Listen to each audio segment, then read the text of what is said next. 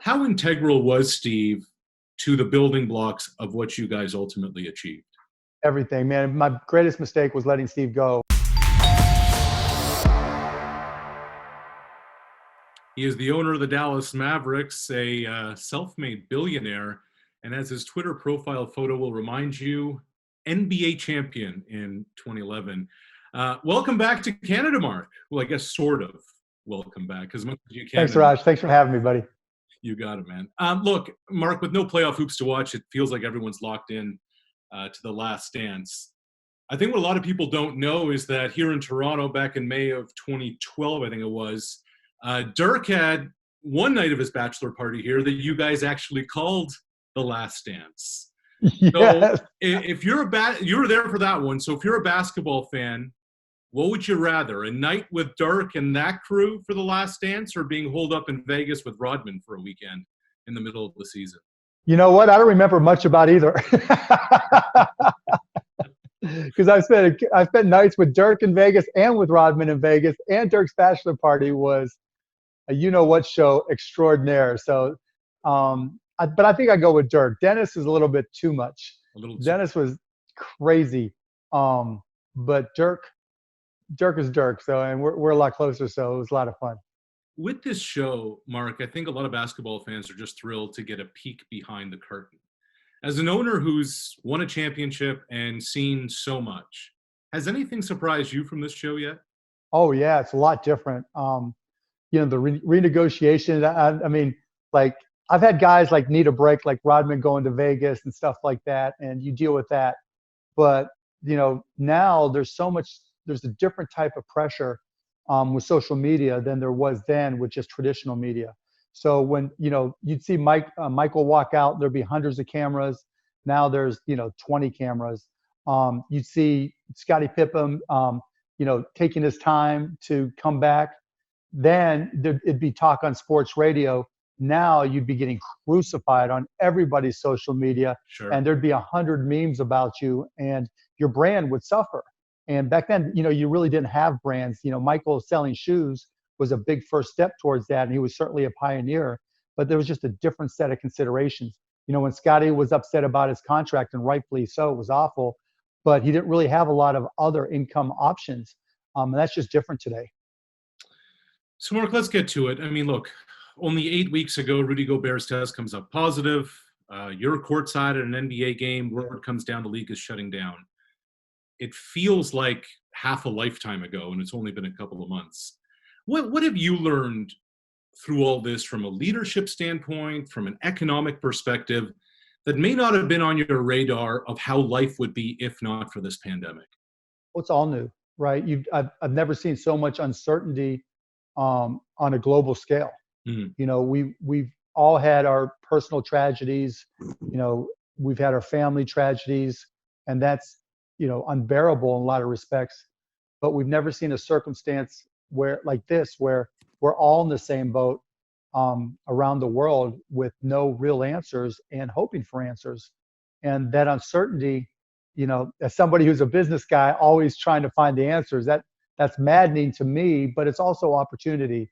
Now you see who the true leaders are within your organization. Now you see the people who are best able to deal with stress and still get things done in my companies and my portfolio companies.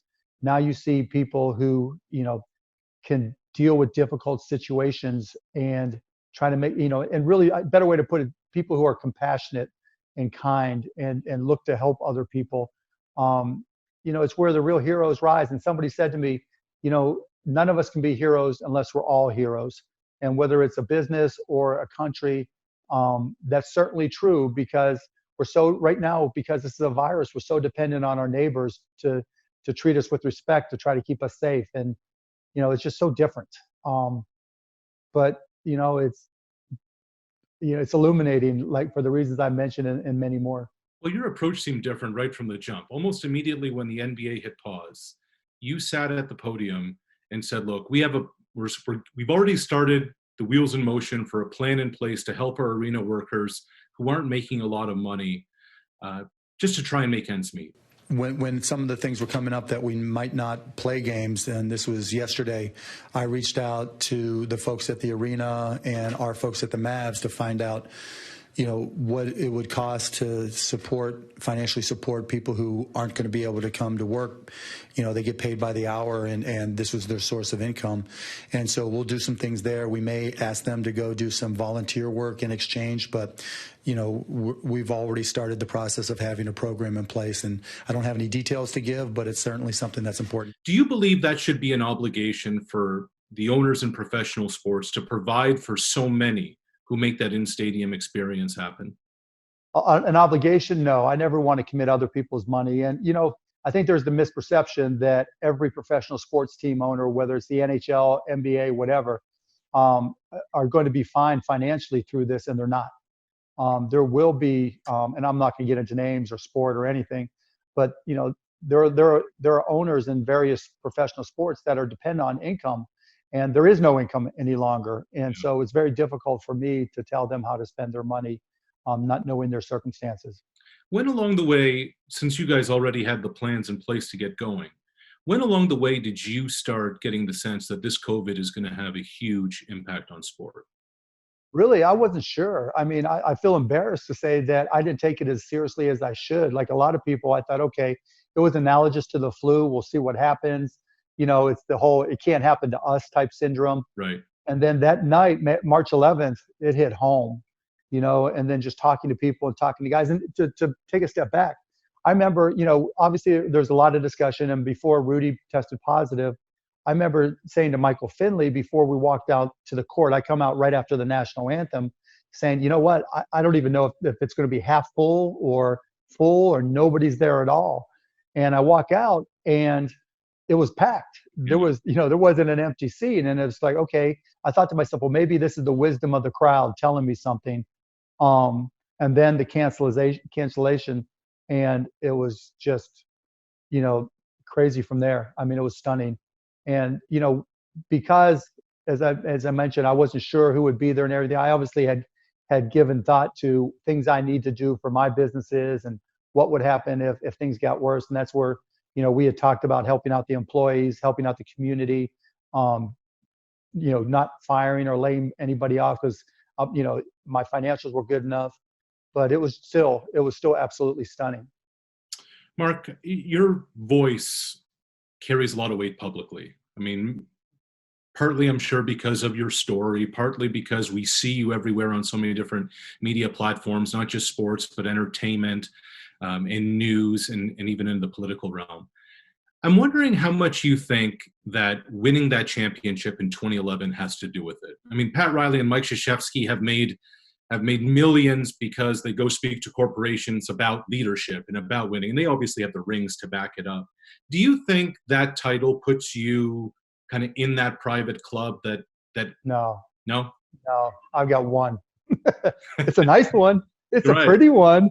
I like it a lot, but I got one, and, hopefully, I've always felt like, my hope is that the power of the idea or the validity of the concept or idea allows it to stand on its own.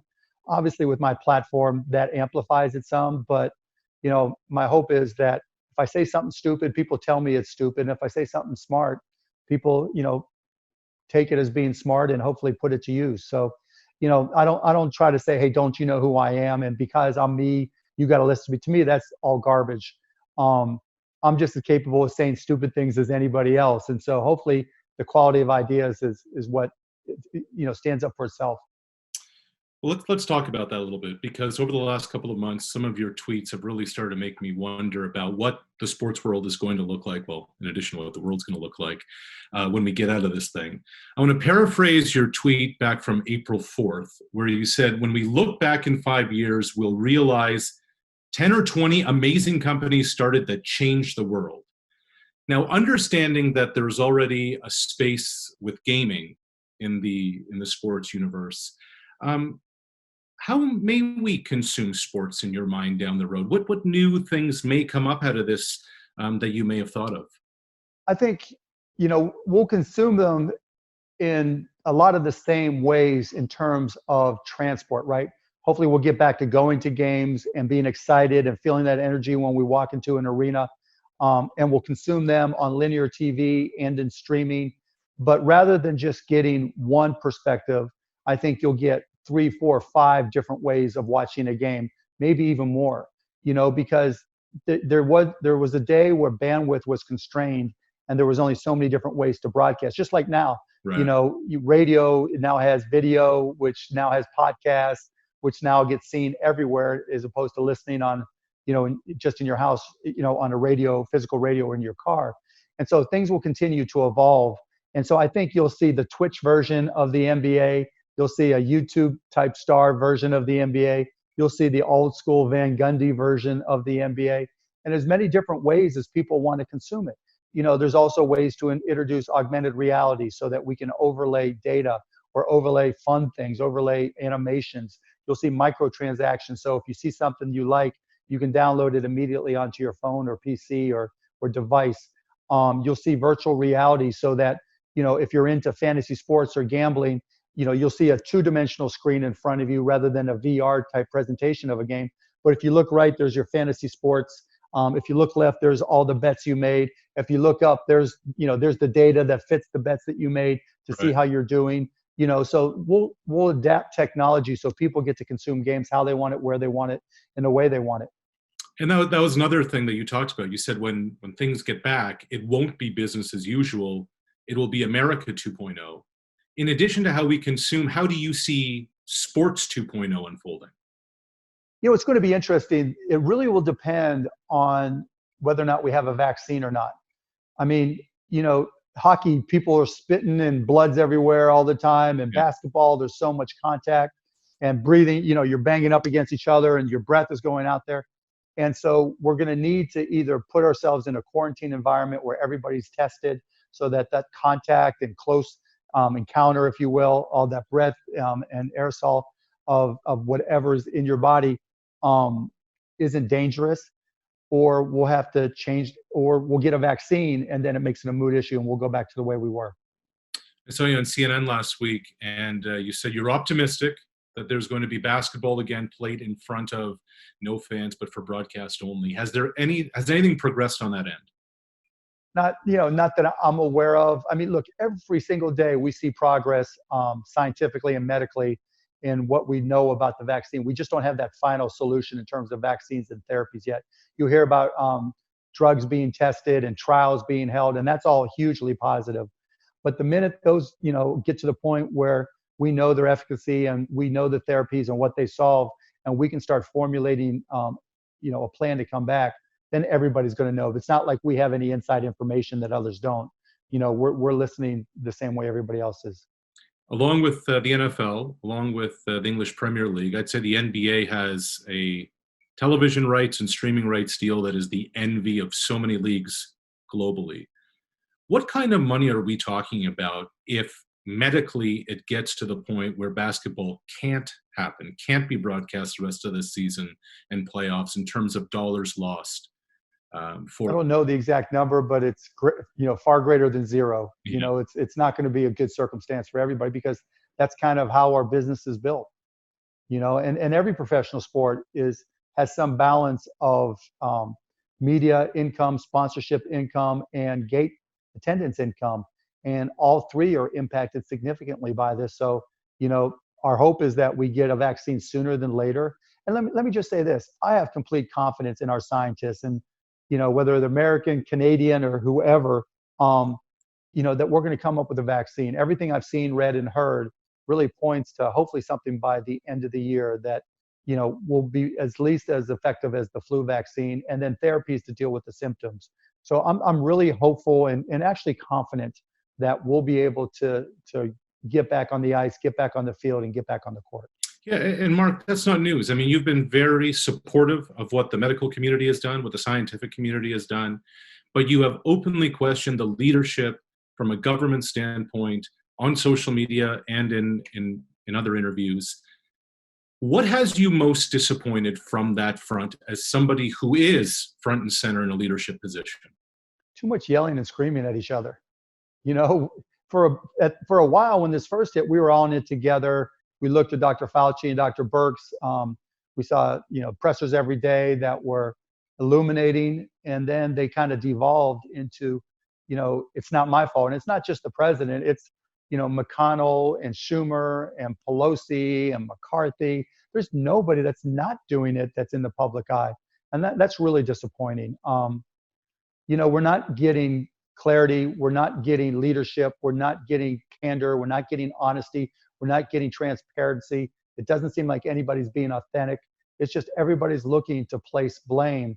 And that's a real problem. And that's a problem. That's, it's really disappointing as well. And hopefully it changes. I just follow you on social media, and I follow some of the things you say. And when you speak of this void in leadership and all the yelling, I'm asking myself, is Cuban looking to run for office in 2024? Is that on your radar? I mean, everything's on my radar. I'm an entrepreneur, so we'll see. I would have done it for 2020, but my family voted me down. Who knows how well I would have done?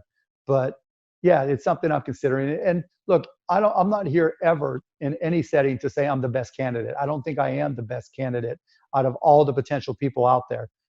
It's unfortunate, but in our form of government, it's dominated by two political parties, and it's who they choose that we get to choose from. And as an independent, part of me wanting to at least keep in the public eye and at least keep that option open is to create a path for future independence, because I think it's something we need. Not a third party in the United States. We've got some smaller parties, but just an independent path that's not driven by party politics. All right, this is a sports network. We've talked a lot about leadership. Let's talk a little bit about hoops. You've had Vince Carter on the Mavericks, Yep. Dwight Powell, a Canadian, but obviously Steve Nash is the guy. And Steve wasn't part of the 2011 championship run, but what a foundation piece he was with Dirk in the early stages of your ownership. How integral was Steve to the building blocks of what you guys ultimately achieved? Everything, man. My greatest mistake was letting Steve go. He in terms of culture, in terms of hard work, he really set Dirk on a path. And Michael Finley, it's not just Steve, but Steve and Michael Finley helped really teach Dirk, the amount of effort that's required to be great, and just the discipline that it takes during the season. We talked about partying in Vegas, yet during the season, Dirk wouldn't drink, wouldn't eat fried foods, wouldn't eat sweets, just that disciplined. And I think a lot of that came from Nashi. I think about The Last Dance, and I think about which of those Mavericks would have fit in well on that Bulls team of that era. Jason Kidd's the guy who comes to mind. I'm thinking, man, that guy would not be out of place with that group of guys. Oh no, not at all. I mean, group of guys wise, J Kidd fits in anywhere. Play wise, all those guys, Finley, Nash, Dirk. With Nash, you would have had a spot up shooter that could have gotten MJ or Pippen the ball where they wanted. With Dirk, you would have had someone to spread the court and create more room for them. And with Finn, someone who could shoot and defend and back up MJ. All those guys, we had a really good group. It's unfortunate that I screwed it up. Mark, listen, man, we appreciate the time. Thanks for providing some insight for us, and we hope you're back in Toronto and in Canada for another waltz or two down the road. You and me both. I can't wait to get back. My best to everybody. Thanks for having me on, Arash.